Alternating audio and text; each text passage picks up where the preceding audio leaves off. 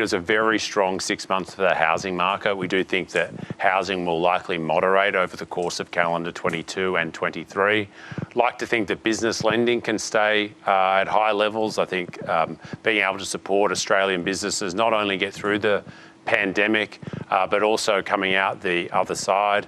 And we've seen very strong sort of deposit growth. So we certainly think volumes will stay high. It remains to be seen whether we'll see the exact set of circumstances that saw, as you said, very high levels of volume growth right across our business in Australia and in New Zealand. Well, Matt, there's been a lot of focus on the net interest margins. They fell 17 basis points. Your CFO expects them to remain under pressure until cash rates rise. How low can margins go, and has the pressure from fixed rate loans peaked?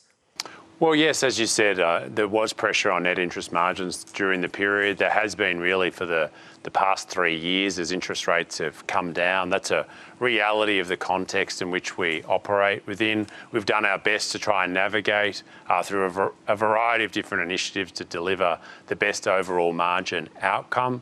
I guess in particular, a number of factors in the 6 months. One of those that did put some downward pressure on margins were customers switching to lower margin fixed rate loans, as well as a sharp increase in interest rate expectations.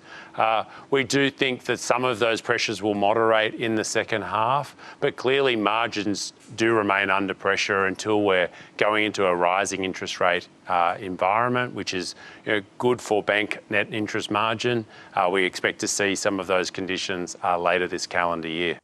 Matt, if we see rate rises at a somewhat slowish pace, what other areas might the bank look at for profit?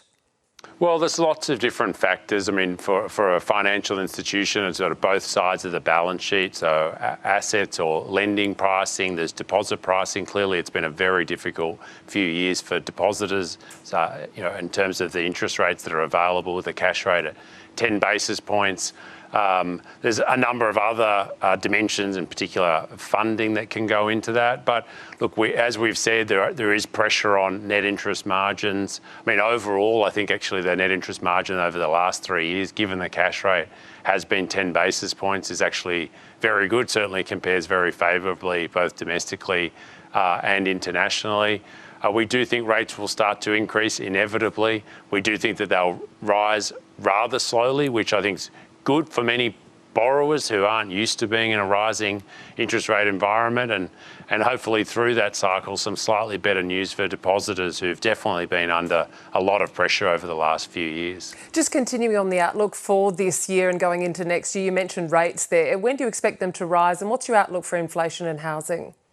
Yeah, so overall, our economics team believes the cash rate will increase for the first time in August this year, a cash rate of approximately 0.75 of 1% by the end of the calendar year, rising to about 1.25% by mid-2023. As part of that, they see a continuing pickup in inflation from where it is at the moment, which is just over 2.5% underlying, and a pickup in wages growth. I think that's the main drivers that will support rates starting to increase, as I said, in the second half of the calendar year.